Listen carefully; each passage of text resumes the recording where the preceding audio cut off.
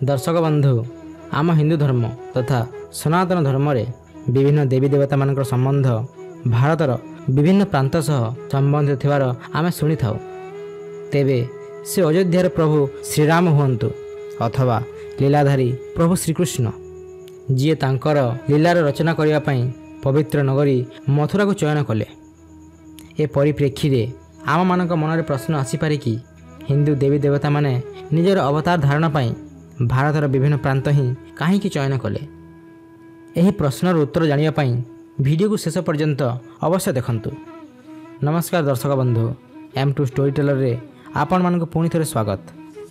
दर्शक बंधु, हिंदू देवी देवता भारत वर्षर यही भूमि रे ही कहीं अवतरित हेले ताहा जानिया पई हेले आमको भारत वर्षर प्राचीन इतिहास को जानिबा अति आवश्यक होई पड़े। एहार उल्लेख हिंदू धर्मर प्राचीन ग्रंथ मानकरे उल्लेख अछि। वर्तमान काल रे भारतर आमे जो भौगोलिक स्थिति देखुछे वास्तव रे अनेक काल पूर्वरु एहा एपरि नथिला।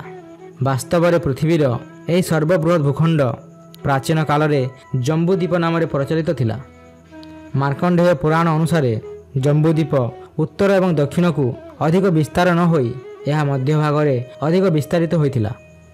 सही प्रसारित क्षेत्र मेरुवर्ष अथवा इलावर्त नाम रे परिचित थिला।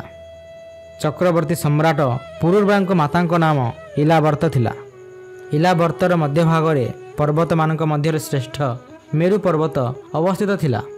मेरु पर्वतर शिखर रे ब्रह्मदेवंक विशाल नगरी अछि जहा ब्रह्मपुरी नाम रे विख्यात थिला। ब्रह्मपुरी निकटवर्ती 8टी अन्य नगरी थिवार वर्णना अछि जहा इंद्रदेव समेत अन्य देवता मानकर नगरी होइथिवार वर्णना अछि।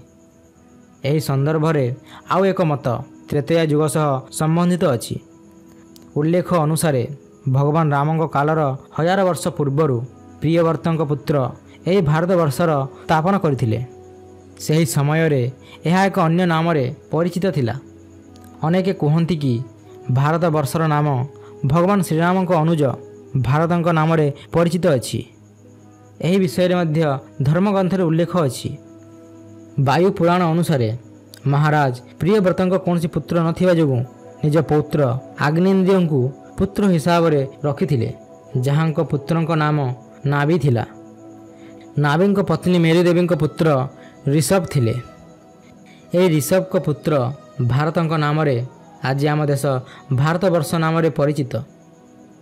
अन्य एक प्रचलित मत अनुसार पुरुवंशर राजा दुष्यंत एवं रानी शकुंतलंक पुत्र भारत नाम रे ही भारत वर्षर नाम प्रचलित हैला। सही समय भारत जहा वर्तमान कालखंड रे अखंड भारत नाम रे परिचित ताहार भौगोलिक क्षेत्र अति विस्तृत थिला।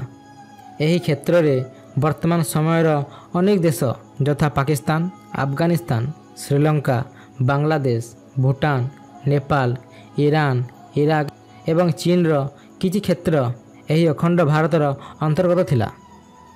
एही अखंड भारत आर्यवर्त नाम रे मध्य प्रसिद्ध थिला। दर्शक बंधु, आपण माने मध्य जानिथिबे कि हिंदू मंदिर केवल वर्तमान समयर भारत रे ही अवस्थित अछि ताहा नुहे बरं पड़ोशी देश मानकरे हिंदू मंदिर थिबार प्रमाण मध्य अछि। एपरि अनेक स्थान अछि जेउठी आज मध्य पुरातन सनातन रीतिनीति रे पूजा पाठ होउछि। थाईलैंड राज परिवार रे अनेक काल पूर्वरु हिंदू धर्मर प्रभाव रही आसीछि।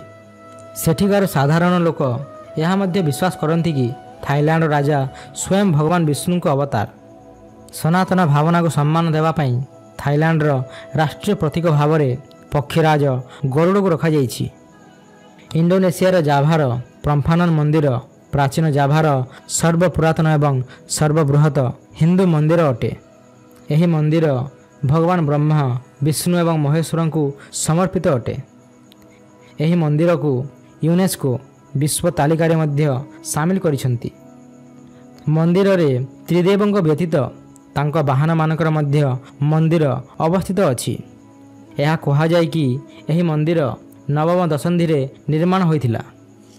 एतद व्यतीत बाली स्थित तमन सरस्वती मंदिर एवं जाभा स्थित सिंहसारी शिव मंदिर यार प्रमाण करे कि अखंड भारतर क्षेत्र अति विस्तृत थिला। खाली सेतिकी नुहे सुदूर मेक्सिको रे ଏକ ଖନନ ଦ୍ୱାରା ଭଗବାନ ଗଣେଶ ଏବଂ ମାତା ଲକ୍ଷ୍ମୀଙ୍କ ମୂର୍ତ୍ତି ଉଦ୍ଧାର ହୋଇଛି।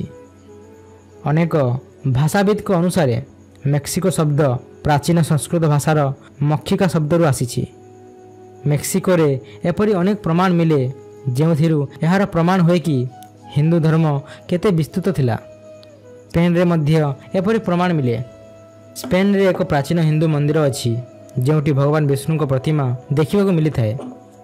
ଖାଲି ସେତିକି ନୁହେଁ, କିଛି ବର୍ଷ ପୂର୍ବରୁ ରୁଷର ଭୋଲଗା ପ୍ରାନ୍ତରେ ଭଗବାନ ବିଷ୍ଣୁଙ୍କ ପ୍ରାଚୀନ ପ୍ରତିମା ଦେଖିବାକୁ ମିଳିଥିଲା ଏବଂ ଐତିହାସିକଙ୍କ ଅନୁସାରେ ଏହି ପ୍ରତିମା 700ରୁ 1000 ଶତାବ୍ଦୀ ସମୟର ହୋଇପାରେ। ବର୍ତ୍ତମାନର ଏହି ଗ୍ରାମ 1700 ବର୍ଷ ପୂର୍ବରୁ ଏକ ବିଶାଳ ଏବଂ ପ୍ରାଚୀନ ସହର ରୂପରେ ଅବସ୍ଥିତ ଥିଲା। 2007 ମସିହାରେ ଏହି ଗ୍ରାମରୁ ଭଗବାନ ବିଷ୍ଣୁଙ୍କ ପ୍ରତିମା ଆବିଷ୍କାର କରାଯାଇଥିଲା। ଦୀର୍ଘ 7 ବର୍ଷ ଧରି ଖନନ କରୁଥିବା ଗୋଷ୍ଠୀର ପ୍ରମୁଖ ଡକ୍ଟର କୋସବିକାଙ୍କ କହିବା ଅନୁସାରେ ଖନନ ସମୟରେ ପ୍ରାଚୀନ ମୂର୍ତ୍ତି ସମେତ ଅନେକ ଜିନିଷ ତଥା ପ୍ରାଚୀନ ମୁଦ୍ରା, ପଦକ, ମୁଦି ଏବଂ ଅସ୍ତ୍ରଶସ୍ତ୍ର ଆଦି ମିଳିଥିଲା। କମ୍ବୋଡ଼ିଆରେ ମଧ୍ୟ ଅନେକ ହିନ୍ଦୁ ଏବଂ ବୌଦ୍ଧ ମନ୍ଦିର ଦେଖିବାକୁ ମିଳେ, ଯାହା ଏହା ପ୍ରମାଣ କରେ କି ପ୍ରାଚୀନ କାଳରେ ଏଠାରେ ମଧ୍ୟ ହିନ୍ଦୁ ଧର୍ମ ନିଜର ଚରମରେ ଥିଲା। ମାନ୍ୟତା ଅଛି କି କୌଣ୍ଡିନ୍ୟ ନାମକ ଏକ ବ୍ରାହ୍ମଣ ଏହି କ୍ଷେତ୍ରରେ ହିନ୍ଦୁ ରାଜ୍ୟର ସ୍ଥାପନ କରିଥିଲେ ଏବଂ ତାଙ୍କରି ନାମରେ ଏହି ରାଜ୍ୟର ନାମ କମ୍ବୋଡ଼ିଆ ହେଲା। କମ୍ବୋଡ଼ିଆର କିମ୍ବଦନ୍ତୀ ଅନୁସାରେ ଏହି ରାଜ୍ୟର ସ୍ଥାପନ ଆର୍ଯ୍ୟବର୍ଷର ରାଜା କମ୍ବୁ ସ୍ୱୟଂଭୂବ କରିଥିଲେ, ଯିଏ ଜଣେ ଶିବ ଭକ୍ତ ଥିଲେ। ତେବେ ଦର୍ଶକ ବନ୍ଧୁ, ଏବେ ଆପଣମାନେ ଜାଣିସାରିଥିବେ କି ପ୍ରାଚୀନ ହିନ୍ଦୁ ଧର୍ମର ବିସ୍ତାର ସମଗ୍ର ବିଶ୍ୱରେ ହୋଇଥିଲା। ବର୍ତ୍ତମାନ ସମୟରେ ହିନ୍ଦୁ ଧର୍ମ ଭାରତରେ ଅତ୍ୟଧିକ କେନ୍ଦ୍ରିତ ହୋଇଥିବା ଯୋଗୁଁ ହିନ୍ଦୁ ଧର୍ମ ସମ୍ବନ୍ଧିତ ଯାହା କିମ୍ବଦନ୍ତୀ ଅଛି ତାହା ଆମ ପଡ଼ୋଶୀ ଦେଶ ସହ ହିଁ ସମ୍ବନ୍ଧିତ ଅଛି। ସମୟ ଯେମିତି ଆଗକୁ ବଢ଼ି ଚାଲିଲା, ଜମ୍ବୁଦ୍ୱୀପ ଧୀରେ ଧୀରେ ଖଣ୍ଡିତ ହୋଇ ଅନେକ ଦେଶର ନିର୍ମାଣ ହେଲା ଏବଂ ଭାରତବର୍ଷର ଭୌଗୋଳିକ ବିସ୍ତାର ଧୀରେ ଧୀରେ କମି କମି ଗଲା। ଦର୍ଶକ ବନ୍ଧୁ, ଆମେ ଆଶା କରୁଛୁ କି ଆଜିର ଏହି ପ୍ରସ୍ତୁତି ଆପଣମାନଙ୍କୁ ପସନ୍ଦ ଆସିଥିବ। ଯଦି ପସନ୍ଦ ଆସିଥାଏ ତେବେ ଏହାକୁ ଅଧିକରୁ ଅଧିକ ଲାଇକ୍ ଏବଂ ସେୟାର କରନ୍ତୁ ଏବଂ ଏମିତି ପୌରାଣିକ ପ୍ରସଙ୍ଗ ଜାଣିବା ପାଇଁ ଆମ ଚ୍ୟାନେଲ M2 ଷ୍ଟୋରି ଟେଲରକୁ ସବସ୍କ୍ରାଇବ୍ କରନ୍ତୁ। ବର୍ତ୍ତମାନ ପାଇଁ ବିଦାୟ ଦିଅନ୍ତୁ। ଆପଣମାନଙ୍କୁ ବହୁତ ବହୁତ ଧନ୍ୟବାଦ।